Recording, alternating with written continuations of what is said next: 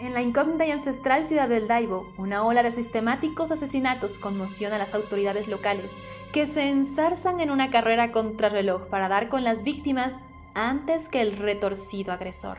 Es entonces cuando Alexia Jordán, una contumaz investigadora de asuntos internos de la policía científica, tendrá que unir fuerzas con Samantha Gardner, una experta en cultos paganos, para dar con el autor de los abominables crímenes, quien va dejando antes de sus macabras acciones anónimos aterradores. La sombra de la luna es alargada. Max está muy nervioso. Tiene que encontrarse con esa persona de inmediato. Esta vez es una situación urgente. Él sabe que si no la encuentra a tiempo, todo estará perdido. Pero ella está muy lejos. ¿Podrá llegar a tiempo? Esta fue la última carta escrita por el asesino de la luna al investigador de la policía científica Max Kirlian. Aquella noche llovía la desesperanza de forma torrencial e insensata por todas las esquinas de la ciudad de Daibo, un suburbio lejos de la capital que en la última semana había registrado 3 muertes de mujeres escritoras antecedidas de anónimos como la anterior. El asesino de la luna fue matando una a una a las integrantes de un círculo de lectura, escritoras noveles que compartían afición con Max Kirlian y que recibían los macabros escritos de una forma u otra antes de morir. Annabel Chris murió degollada camino a la biblioteca municipal, de donde huyó al encontrar dentro del libro que había retirado la amenaza de que esa noche sería la última que vería la oscuridad del mundo real. Estefanía Bonomo murió apuñalada en el rellano de su piso, cuando todavía guardaba entre sus dedos sangrientos la carta donde decía que la luna de anoche sería su última visión nocturna. Finalmente, Raquel Luján apareció estrangulada en su coche, mientras los investigadores descubrían el anónimo todavía húmedo por su propia sangre y que el asesino había introducido bajo su axila. Haciendo una rápida capitulación de todos los hechos, sabemos que Kirlian y las demás llevaban el club de lectura en activo al menos un año. Una de ellas tenía por costumbre exhortar a las demás no solo a leer, sino a producir sus propias historias, las que posteriormente pasaban a leer en directo en redes sociales. También sabemos que el asesino de la luna estaba matando en el orden preciso en que las historias se fueron haciendo públicas en el podcast de Laura, la creadora y difusora de los materiales. Fuera de Kirlian se ha identificado hasta 12 miembros del círculo de lectura, aunque él y el resto asegura que existían otras personas poco habituales, pero que en concreto eran 12. Si repasamos la lista de emisiones de Noches de Letras, el podcast de Laura, la siguiente en la lista era Val Valirari. Lo único que había variado en esta ocasión era que el anónimo había llegado primero a Kirlian antes que a la supuesta nueva víctima del asesino de la luna. Valirari era una soñadora incorregible, de perpetua sonrisa, que incluso no quiso aceptar lo que estaba ocurriendo y continuó haciendo su vida normal, sin protección policial. Solía ir al café Terpandro a escribir horas con su máquina de escribir Olympus, y luego se iba a caminar volviendo a casa por el camino más largo. De graciles movimientos y ojos verdes, solía ir de pitillos de cuero y vans desgastadas, con top de deporte, a la vieja escuela y un patinete de los autónomos que se mueven con baterías. Kirlian había establecido que las horas en las que actuaba el asesino podían describir una ventana temporal de 3 a 5 desde que se recibía el anónimo, pero siempre los cuerpos y la hora de la muerte eran fijadas en plena noche, en un radio que no superaba los puntos limítrofes de Daibo. A pesar de las advertencias, Valirari no permaneció a resguardo esa noche. Todas las unidades de la policía local que iban siguiendo el caso fueron en su desesperada búsqueda. Una parte fue a su casa y no dieron con ella. Otra fue al café Tempardo y a los alrededores que solía frecuentar, sin encontrar rastro alguno. Luego de hora y media de búsqueda se esperaba ya lo peor. ya que su móvil no contestaba y ningún familiar era capaz de ubicarla. Kirlian sabía que se acababa el tiempo, por lo que guiado por una corazonada se lanzó al local familiar donde solía reunirse para el club de lectura. A lo lejos, antes de aparcar su Chevy Nova, vio luces encendidas como si alguien se encontrara en su interior. Corrió hacia la entrada y de pronto las luces de dentro se apagaron intempestivamente. Volteó aterrado a su alrededor, solo para constatar que el apagón era generalizado. Abrió como pudo, gritando el nombre de Val a viva voz, como si tuviera muy claro que Valirari estuviera allí. Pero sus llamados no recibieron respuesta. Avanzó cautelosamente, linterna y arma en mano, mientras una lluvia de reflejos y sombras no le permitieron orientarse. Por un segundo creyó haber visto la máquina de escribir que ella utilizaba siempre para sus historias. Siguió avanzando y descubrió un rastro de sangre en medio de la oscuridad. Quedaban al menos 20 minutos para el término del plazo que él había supuesto como término para que el asesino de la luna actuara. Pidió refuerzos y en ese preciso instante escuchó el sonido característico del celular de Val. Corrió hacia él. Era un número oculto. Descolgó y escuchó el sonido de ella jadeando aterrorizada. El maligno iba un paso por delante de Kirlian. Le hizo saber que había llegado tarde y que Barilari sería en breve presa de su enfermo fanatismo. Al mismo tiempo, Alexia Jordán, agente de asuntos internos, había recopilado pruebas suficientes que permitían establecer más de un nexo con los miembros del club de lectura. Todos, sin excepción, pertenecían a un culto pagano conocido como Whispers of the White Coven y a una red de tráfico de opioides conocida por las mulas como la Sombra de la Luna. Todos estos hallazgos fortalecían la línea de investigación que asumía que Kirlian era el auténtico asesino de la luna. Sin embargo, en los últimos crímenes siempre había sostenido coartadas firmes que se habían comprobado por buenas. Para evitar perder la conexión, que si los incriminaba a todos en el tráfico de estupefacientes, los superiores al mando del caso dejaron que los acontecimientos siguieran sucediéndose, de modo de poder dar con el asesino. Lo que estaba claro es que existía un móvil pasional o de poder que encajaba perfectamente. También habían sido descubiertos los libros de las sombras de cada una que había muerto, y en cada uno de ellos se descubría un capítulo escrito en enochiano que estaba siendo traducido y que podía dar con la clave en cualquier momento de la clave de la identidad del asesino de la luna. Kirlian volvió sobre sus pasos. Oyó los gritos de auxilio apagados y golpes desesperados en el maletero de su coche. Abrió y se encontró con Barilari, atravesada en la cintura por una barra de grandes dimensiones. Era una herida mortal y apenas con fuerza, por la gran hemorragia y el esfuerzo de pedir auxilio, se desvaneció a pesar de que Kirlian le intentó sacar quién le había agredido. Llegaron los refuerzos haciendo gran estruendo y alboroto de sirenas y derrapes. Jordán y el resto se encontraron a Max Kirlian con Val Barilari muerta en brazos y con el maletero de su Chevy Nova anegado con la sangre de la hora oxisa.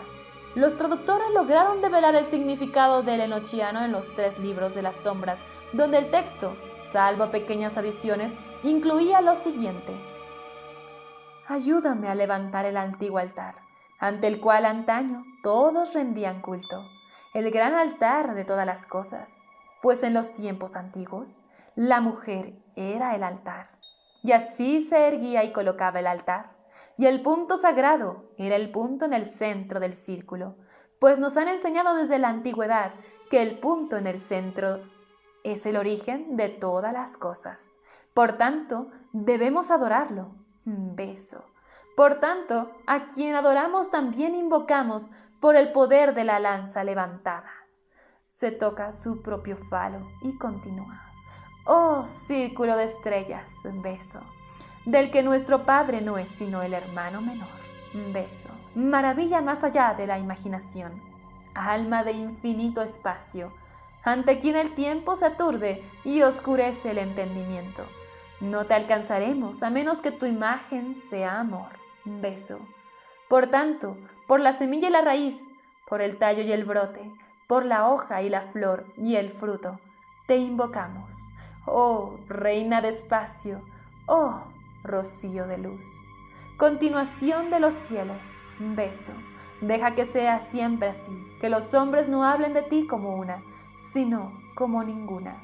Y deja que ellos no hablen en absoluto de ti, ya que no tienes fin, pues eres el punto dentro del círculo, beso, que adoramos, beso. La fuente de la vida, sin la que no existiríamos, beso. Y así son erigidos los santos pilares gemelos. Besa su pecho izquierdo y después el derecho. En belleza y en fuerza fueron erigidos, para maravilla y gloria de todos los hombres. Con posterioridad a los hechos se verificó que Val era la hermanastra de la pareja muerta, hace 4 años de Kirlian, en extrañas circunstancias. Aquel también había tenido relaciones consecutivas con las 3 mujeres de la lista fallecidas, en diversos momentos.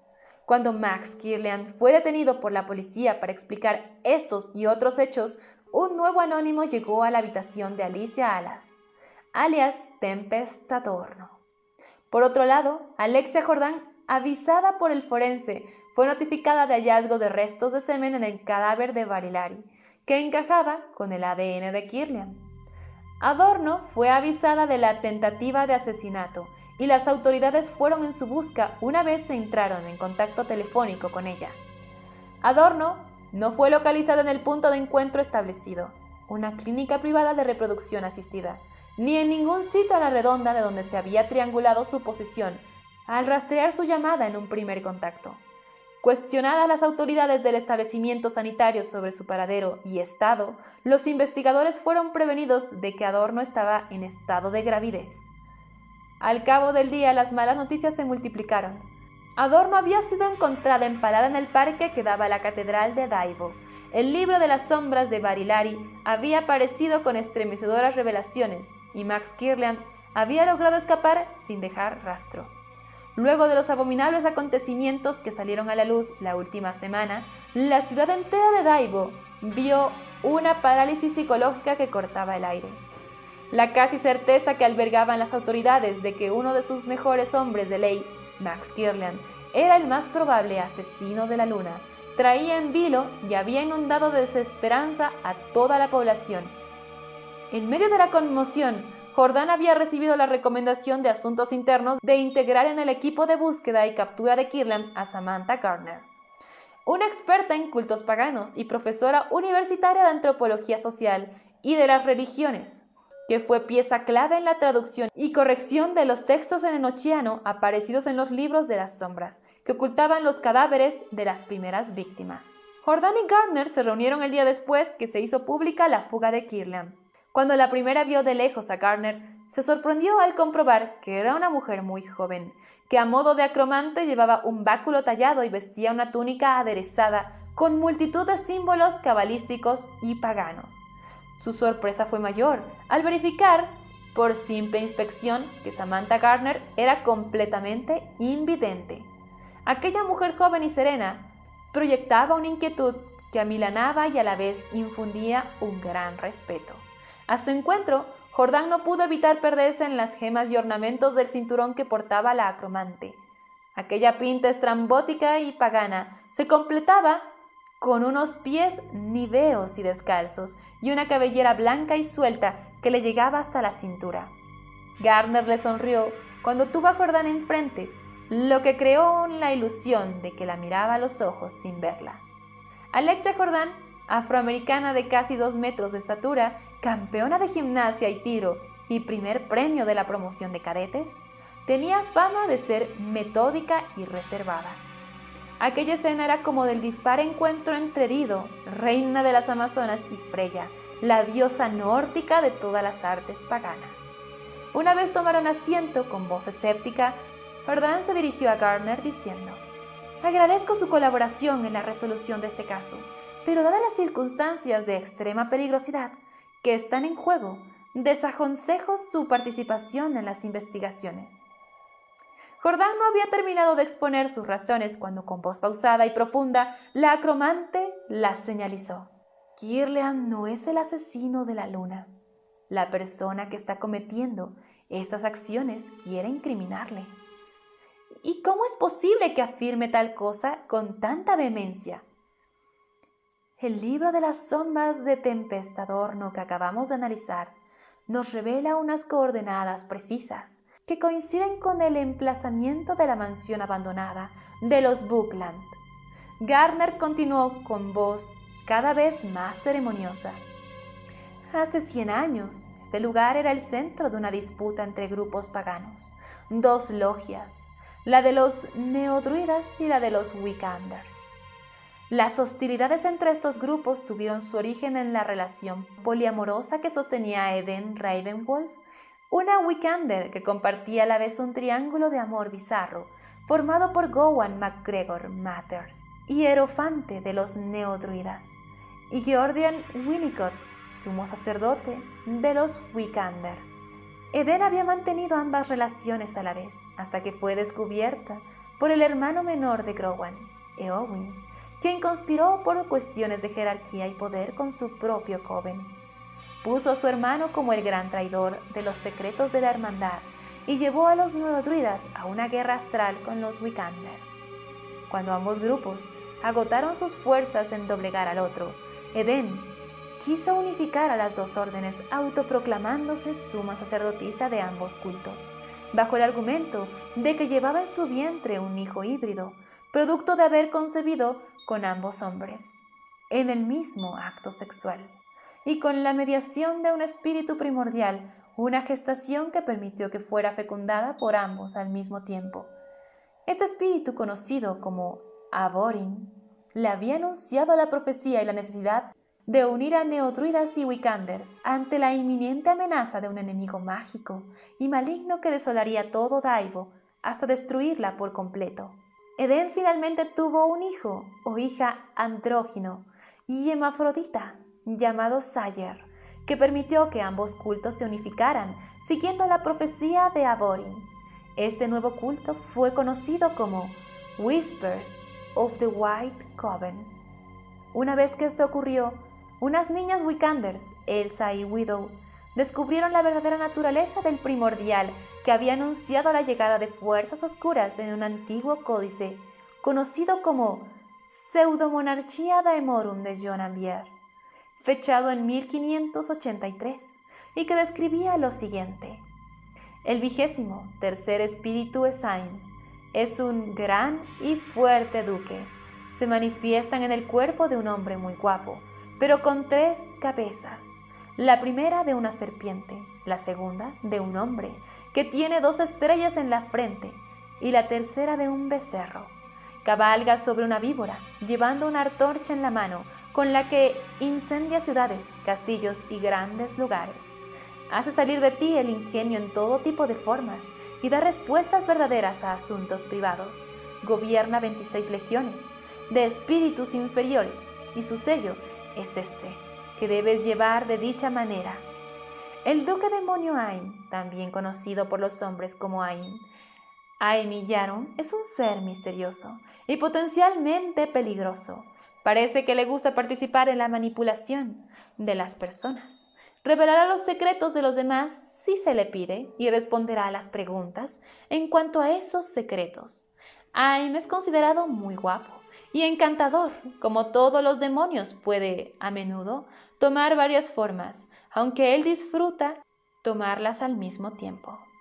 En su forma humana es un hombre guapo y encantador. Puede utilizar los secretos de la gente en contra de ellos y llevarlos a hacer cosas que de otro modo podrían no querer hacer. En su forma demoníaca le crecen 2 cabezas adicionales, una a cada lado de la humana. La primera es la cabeza de una serpiente y la segunda, la cabeza de un ternero. Cuando está en esta forma, muestra 2 marcas en la frente, en forma de pentagramas o estrellas. Ain prefiere alcanzar sus metas a través de ingenio, la astucia y la manipulación sutil.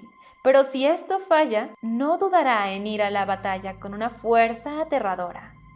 Al hacerlo, él maneja una víbora venenosa en una mano y con una espada de fuego en la otra. Con esta espada puede quemar ciudades enteras y fortalezas y grandes extensiones de tierra. Algunos creen que Ain vivió en la tierra en la antigüedad, Creó el ornitorrinco, el extraño venenoso mamífero con pico de pato que coloca huevos nativos del este de Australia, como una manera de demostrar que los antiguos dioses estuvieron involucrados en la evolución de las especies en nuestro planeta, así como para servir como una especie de broma cósmica.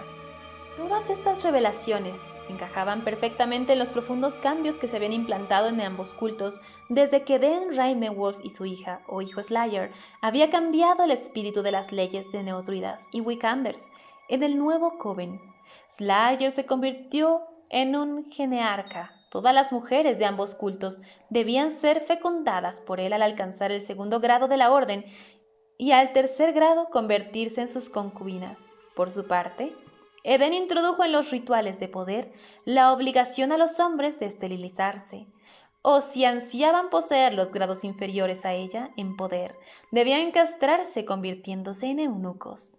Luego de pasados 20 años, todas las mujeres de Whisper of the White Coven tuvieron al menos 2 hijos o hijas de Slayer Ravenwolf, excepto Elsa y Widow, que ahora, con 21 años, tendrían que pasar forzosamente por los rituales de fecundación que marcaban el Coven. Aterrorizadas de que el hijo del mismo demonio plantara en sus úteros la nefanda semilla más de una vez, las 2 vírgenes huyeron de la mansión Buckland para salvarse y encontrar un medio para vencer a Avorin, que se seguía desde el conclave de Whispers of the White Coven, dictado por las perversas leyes que todos debían acatar sin reparo. Todo esto tiene un aire de superchuchería fina demasiado fuerte, Garner. ¿Qué tiene que ver todo esto con la investigación? ¿Y lo que ocurre en estos momentos? Dijo Jordan rompiendo el hilo de la narración que la acromante había desarrollado. Tiene que ver con todo.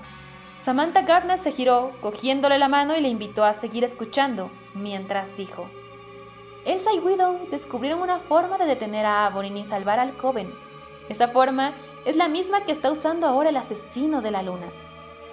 ¿Quiere decir que Max Kirlian está matando mujeres de su aquelarre para vencer a un demonio de hace 100 años? Ya le he indicado que no es Kirlian, no es el responsable. Le repito que no podemos basarnos en historias de ocultismo para asegurar que es inocente. De todo lo que nos sospecha haya podido hacer a esas y otras mujeres de la lista del círculo de lectura. Estoy aquí para acompañarle a la mansión Buckland y recuperar del altar de Ravenwolf el libro del Coven, donde aparece la fórmula que descubre la forma humana del asesino. Este libro está completamente en enochiano. Debes saber que la lengua enochiana u otro idioma enochiano, cuyo nombre deriva de la teoría que es la lengua hablada por los ángeles apocalípticos del apócrifo libro de Enoch, es un idioma artificial supuestamente creado por el ocultista británico John Dee y su compañero Edward Kelly el 8 de marzo de 1581. El idioma se supone ser la lengua hablada por los ángeles y por los humanos antes de la Torre de Babel. Es por tanto el supuesto verdadero idioma universal, con su propio alfabeto, sintaxis y escritura. Dee y Kelly habrían canalizado por medios espiritistas a un grupo de ángeles, demonios según algunos, que les enseñaron el idioma y su uso ritual. El canon básico de la magia enochiana es el siguiente: Sigillum de Ahemet, el sello sagrado; Tabula Sagna, la sagrada tabla de las 12 tribus; Liber Scientia Auxilia et Vittoria Terrestris, el libro de la ciencia de la ayuda y de la victoria; Tabla de Navarre; Liber Loagaet. Alrededor de un centenar de folios enigmáticos, estos comprenden los 4 atalayas de fuego, aire, agua y tierra. Los nombres de los gobernantes de los 30 Aetirs son encontrados en estas tablas. Las 4 tablas elementales, claves, Angelicae, las 48 llamadas o llaves. El lenguaje fue dado a Dee y Kelly en 49 tablillas sagradas y en las 48 llamadas enochianas. Se supone que cada planeta tiene un logos planetario, ángel, que puede ser invocado en el correspondiente día semanal. Cada hora del día a su vez tiene diferentes gobernantes, haciendo una compleja jerarquía de ángeles, reyes, príncipes, gobernadores y ministros, ya que cada ángel se relaciona entre sí con líneas mágicas entrecruzadas. En el libro de sagrado y oculto de Whisper of the White Coven se encuentran estos y otros secretos. Pero solo 2 mujeres motivadas a restablecer el orden que ha roto Averin pueden acceder a él. Un frío extremo se apoderó de Alexia Jordán a medida que iba conociendo todas estas historias. Su estricto carácter científico no le hacía ver como válidos ninguno de los argumentos que Gardner adelantaba. De hecho, llegó a pensar que Samantha Gardner era una obesa que intentaba encajar la realidad en la fantasía. Sin embargo, cuando volvía a repasar sus acciones en el caso, quiso darle una oportunidad a sus fantasmagóricas teorías, por lo que al final del encuentro decidió acompañarle a la mansión Buckland. Si estaba en lo cierto, encontrarían el códice de Whisper of the White Coven, y si todo era superchería, irían simplemente a perder el tiempo, mientras el asesino seguía desmembrando e inmolando a jóvenes mujeres en Daibo.